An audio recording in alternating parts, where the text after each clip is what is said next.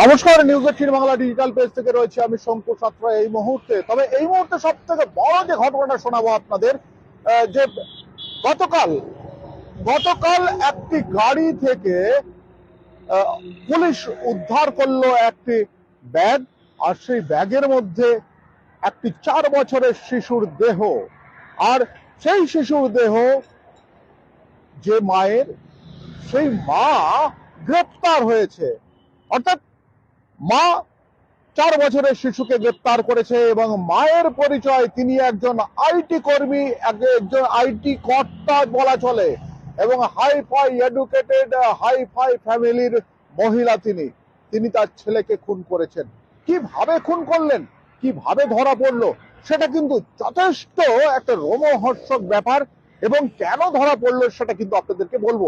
এই ঘটনাটা কিন্তু পশ্চিমবঙ্গের নয়, এই ঘটনাটা কিন্তু গোয়ায় গত 6 তারিখ, অর্থাৎ 6 জানুয়ারি একটি অভিজাত হোটেল, সেই অভিজাত হোটেলে সুইট বুক করেছিলেন এক মহিলা, তার নাম সূচনা সেট।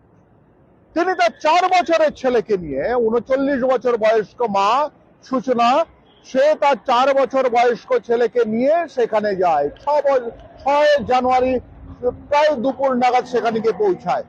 6 জানুয়ারি সেখানে ছিল, 7 জানুয়ারি ছিল, কিন্তু 8 জানুয়ারি সে তার ছেলেকে, 8 জানুয়ারি সে বলে যে কর্ণাটকের বেঙ্গালুরু থেকে সে গিয়েছিল এবং সে কর্ণাটকের বেঙ্গালুরুতে আর্জেন্ট ভাবে ফিরবে। এবং হোটেলের যে সমস্ত কর্মীরা ছিল তারা প্রত্যেকেই, অর্থাৎ গিয়ে সে উঠেছিল উত্তর গোয়ার ক্যান্ডোলিম নামে একটি জায়গায়, সেখানের একটি হোটেলে। সেখানে ওঠার পর যখন সেখানে উঠেছিল এবং 8 তারিখ সকালবেলা সেই সূচনা সে বলে অতি দ্রুত সে বেঙ্গালুরু পৌঁছবে এবং সে রাস্তায় বাই রোড পৌঁছাবে। সে একটি ট্যাক্সির জন্য হোটেলের সমস্ত কর্মীদের বলে, কিন্তু হোটেলের কর্মীরা তাকে সেই সময় বারবার ধরে বলেছিল যে ফ্লাইটে চলে যেতে, অর্থাৎ গোয়া থেকে কর্ণাটকের বেঙ্গালুরু ফ্লাইটে যেতে, সেটা খুব অল্প সময় হবে। কিন্তু মহিলা কোনোভাবে শুনতে চাননি। মহিলা বারবার ধরে বলেছিলেন যে সে বাইকার যেতে চায় এবং তাকে একটি কমার্শিয়াল গাড়ি অর্থাৎ ট্যাক্সি জোগাড় করে দিতে হবে। অবশেষে নিরুপায় হয়ে হোটেলের কর্মীরা, যেহেতু বর্ডার্স বলছেন এত হাই পাই মানুষ, তার জন্য কিন্তু তার জন্য একটি গাড়ি, অর্থাৎ একটা গাড়ি ঠিক করে দেওয়া হয়। সেই গাড়িতে করে খুব সকাল সকালে বেরিয়ে চলে যান সূচনা এবং সঙ্গে একটি লাগেজ ব্যাগ নিয়ে যান। তাকে যারা সিআপ করেছিল সেই সময়, তারা তারা ততটা কোনো সন্দেহ করেনি। বেরিয়ে গেছে। বেরিয়ে যাওয়ার পর যখন রুম পরিষ্কার করতে এসেছিল ওই হোটেলের যে সমস্ত কর্মী, অ্যাটেন্ডেন্স যারা রয়েছে, তারা যখন রুম পরিষ্কার করতে আসলো, তারা রুমের মধ্যে এক আধ ফোঁটা রক্ত দেখতে পেয়েছিল এবং যে টাওয়েল ছিল সেই টাওয়েলে সে রক্তের দাগ দেখতে পায়। তারপরে ম্যানেজমেন্টকে খবর দেয়। ম্যানেজমেন্ট যখন দেখে যে হোটেল যখন বুক হয়েছিল, সঙ্গে কিন্তু তার 4 বছরের ছেলেকে এনেছিল, সে সঙ্গে সঙ্গে সেই হোটেল কর্তৃপক্ষ তারা কিন্তু খবর দেয় কোলাঙ্গুর থানায়, অর্থাৎ গোয়ার কোলাঙ্গুর থানায় তারা খবর দেয়। খবর দেওয়ার পর সঙ্গে সঙ্গে পুলিশ সেখানে এসে পৌঁছায়। পুলিশ যখন এসে পৌঁছায়, যখন সিসি ক্যামেরায় দেখে যে যখন মহিলা নামছেন তার সঙ্গে একটি ব্যাগ রয়েছে এবং ভারী ব্যাগ রয়েছে, এবং সেখান থেকে সে যখন নেমে যাচ্ছে তখন কিন্তু তার সঙ্গে তার ছেলে নেই। যেহেতু তার ফোন নাম্বারটা ওখানে দেওয়া ছিল, সেহেতু সঙ্গে সঙ্গে পুলিশ মহিলার সঙ্গে, অর্থাৎ সূচনা সেনের সঙ্গে যোগাযোগ করে যে কোথায় তার ছেলে। তার ছেলে কেন সঙ্গে যায়নি। তিনি জানান যে মারগাঁওয়ে তার এক বন্ধুর বাড়িতে রয়েছে এবং সেই একটি অ্যাড্রেস তাকে দিয়ে দেয়। সেই অ্যাড্রেস অনুযায়ী পুলিশ সেখানে খোঁজ পাঠায়। যখন দেখে যে ঠিকানাটা দিয়েছিল, যেখানে তার বন্ধুর বাড়ি, যেখানে তার ছেলে রয়েছে, সেই ঠিকানাটা সম্পূর্ণ ভুয়ো। সঙ্গে সঙ্গে কিন্তু যেই গাড়িতে করে পাঠিয়েছিল, হোটেল যেহেতু কন্ট্যাক্ট করেছিল, সেই গাড়ির ড্রাইভারকে ফোন করে থানা থেকে, অর্থাৎ কোলাঙ্গুর থানা থেকে ফোন করে তাকে বলে যে কোনো ভাবে প্রথমে তার লোকেশন জানতে চায়। সে জানায় যে তারা তখন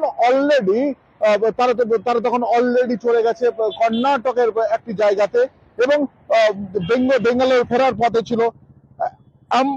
আমংলা পুলিশ, অর্থাৎ তারা কিন্তু কর্ণাটকের দুর্গ জেলার দুর্গ জেলার এমাংলা পুলিশ স্টেশনের অধীনে তারা চলে যায়, তখনই কিন্তু সেই ড্রাইভারকে কল্যাণপুর থানা থেকে বলা হয় যে কোনো ভাবে নিয়ারেস্ট কোনো থানাতে তাকে নিয়ে যাওয়ার জন্য, অর্থাৎ গাড়িটি যাতে সেখানে নিয়ে চলে যাওয়া হয়। সঙ্গে সঙ্গে সেই ড্রাইভার নিয়ারেস্ট যে থানা ছিল এমাংলা, সেই পুলিশ স্টেশনে নিয়ে যায়। সেখানে সঙ্গে সঙ্গে এমাংলা পুলিশ তারা এসে গাড়িটি যখন ঘিরে ফেলে এবং গাড়ি থেকে যখন ব্যাগটি উদ্ধার করে, ব্যাগের মধ্যে দেখা যায় যে 4 বছরের ছেলে, অর্থাৎ ওই মহিলার সূচনা সেনের 4 বছরের ছেলেকে খুন করে ব্যাগের মধ্যে রাখা হয়েছে এবং সে সেই অবস্থায় এখান থেকে নিয়ে চলে যাচ্ছিল। তারপর পুলিশ তাকে জিজ্ঞাসাবাদ করার পর জানতে পারে যে তার সঙ্গে তার যে স্বামী ছিল ভেঙ্কট ভার্মা, তিনি কিন্তু এখন এই মুহূর্তে রয়েছেন ইন্দোনেশিয়ার জাকার্তায়। সেই ভেঙ্কট ভার্মার সঙ্গে তার সঙ্গে দীর্ঘদিন বছর 2-3 তার সঙ্গে মামলা চলছে এবং সেই মামলাতে দেখা গেছে যে সন্তান কার দিকে যাবে সেটা নিয়েও কিন্তু মামলা রয়েছে এবং দুজনের মধ্যে সন্তানকে নিয়ে টানাটানি ছিল। মহিলা খুব সম্ভবত চাইছিলেন যে কোনোভাবে তার স্বামীর কাছে যাতে তার সন্তান না যায়, স্বামী যাতে সন্তানকে না পায়, তার জন্য কিন্তু মরিয়া হয়ে উঠেছিলেন। তবে তার মানসিক পরিস্থিতি কি এই মুহূর্তে, অর্থাৎ গতকাল তাকে গ্রেপ্তার করেছে সন্ধ্যা নাগাদ। আজকে তাকে কল্যাণপুর থানার পুলিশ ওখান থেকে, অর্থাৎ বাংলা থেকে তাকে ওখান থেকে কোর্ট থেকে রিমান্ডে নিয়ে তারা যাচ্ছে, ট্রানজিট রিমান্ডে নিয়ে যাচ্ছে এই মুহূর্তে। তবে একটা সব থেকে ভয়ঙ্কর ঘটনা যে স্বামী স্ত্রী সম্পর্কের টানা পড়ে মামলা কোর্টে চলে গেছে, সেখানে যে ছোট্ট সন্তান, তার বা কি দোষ ছিল, তাকে নিয়ে টানা হিচড়া চলছিল স্বামী স্ত্রীর মধ্যে। আর সেই স্বামী স্ত্রীর মধ্যে যখন টানা হিচড়া চলে, তখন কিন্তু নির্বিচারে প্রাণটা দিতে হলো এই ছোট্ট শিশুকে, তার প্রাণ গেল। এটা সত্যি একটা শিক্ষা নেওয়ার বিষয় যে যারা বিয়ে করছেন, অনেক হাইফাই জায়গায় রয়েছেন, যারা বিয়ে করছেন, তারা বিয়ে করার পর হয়তো তাদের প্রচন্ড টাকা পয়সা রয়েছে, কারো প্রভাব প্রতিপত্তি রয়েছে, কেউ বা প্রভাবশালী, হয়তো তার স্বামী অনেকটা প্রভাবশালী, সেই ভেবেই কি যে ছেলেটিকে হয়তো তার স্বামী নিয়ে নিতে পারে, তার জন্য সেই ভয়ে কি অবশেষে ছেলেকে খুন করলো। একটা জিনিস ভাবুন তো, যদি ওই হোটেলে ঘরে ঢুকে ওয়েটার, হোটেলে যারা অ্যাটেন্ডেন্স থাকে, তারা যদি কোনোভাবে ওই যে টাওয়েলটা ছিল, টাওয়েলে যদি রক্ত দেখতে না পেত, তাহলে তো সন্দেহ আসতো না। তবুও পর্যন্ত কল্যাণপুর থানার পুলিশ কিন্তু বিষয়টি ছেড়ে দেয়নি। যখন মহিলাকে ফোন করে জিজ্ঞাসা করে টাওয়েলে রক্ত কেন, তখন কিন্তু মহিলা সে পুলিশকে জানিয়েছিল তার সেটি মেনসুরেশনের রক্ত, অর্থাৎ তাতে সেখানে সেই রক্ত লেগেছে। তারপরেও কিন্তু পুলিশ তাকে জিজ্ঞাসা করে তাহলে আপনার ছেলে গেল কোথায়? সিসি ক্যামেরায় তার ছেলের কোনো ছবি ধরা পড়েনি, তার ছেলেকে দেখা যায়নি। তখন সে বলেছিল যে মারগাঁওতে কোনো একটা বন্ধুর বাড়িতে, অর্থাৎ সূচনার কোনো বন্ধুর বাড়িতে রয়েছে ছেলে।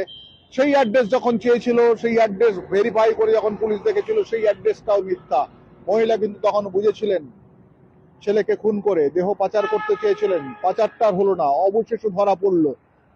ভাবুন তো, একজন মহিলা 39 বছর বয়স্কা মা, সে একটা আইটি প্রফেশনাল, সে কিন্তু মা, সে এতটা নিষ্ঠুর হলো কেন, এটা কিন্তু যথেষ্ট ভাবিয়ে তুলছে। আমি এই গোয়ার ঘটনা কিংবা কর্ণাটকের ঘটনা বলছি এটা নয়, এটা সারা ভারতবর্ষে বিভিন্ন জায়গায়, আমাদের রাজ্যেও কিন্তু এরকম হচ্ছে যে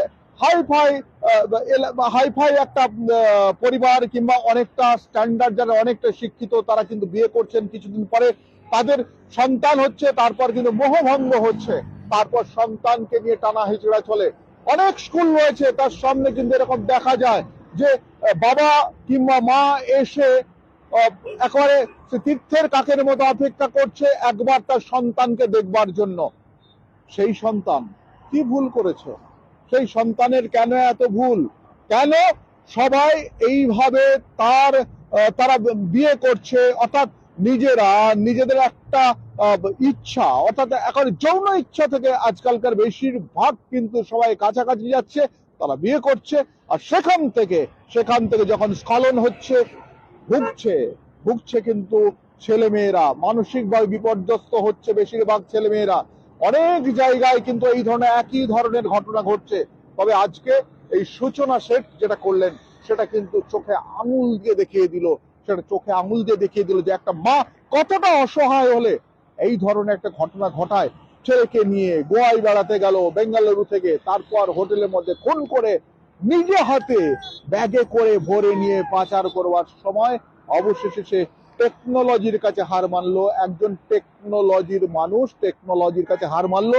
এই মহিলা কিন্তু এআই টেকনোলজি নিয়ে তার ব্যবসা খুলেছিলেন এবং সে একটা বড় বড় বিজনেস করছিলেন। তার যিনি অধিকর্তা তিনিও পর্যন্ত কিন্তু হেরে গেলেন। এখানে তিনি টেকনোলজি জানলেও তার মনে যে আবেগটা কাজ করেছিল সেই আবেগ তাকে কিন্তু শেষ পর্যন্ত ধরিয়ে দিল। তবে এই ধরনের নানা ইনফরমেশন পেতে গেলে আপনাদের নিউজ 18 বাংলা ডিজিটাল পেজ অতি অবশ্যই দেখতে হবে। আমি শঙ্কর রয়েছি আপনাদের সঙ্গে।